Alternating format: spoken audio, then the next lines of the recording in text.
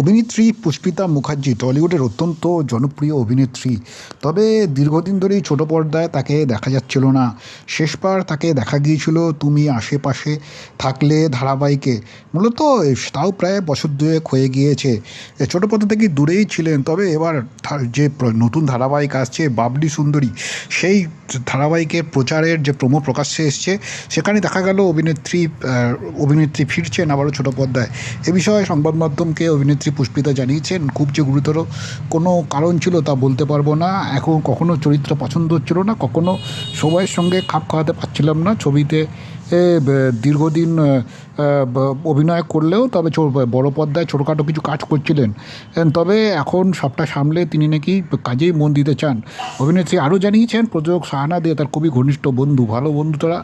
আগেও একবার অনেক দিন অভিনয় থেকে দূরে ছিলেন পুষ্পিতা। অবশ্যই সেটা প্রকাশ্যে বারবারই বলেছিলেন যে তার সন্তান হয়েছিল, সেই সময় খুব ছোট ছিল, সেই কারণেই তাকে ছোটো পর্দা থেকে বা অভিনয় থেকে সম্পূর্ণ দূরে থাকতে হয়েছিল। কিন্তু সেই সময়ে আবার তিনি কামব্যাক করেছিলেন শাহানারই একটি প্রজেক্টে।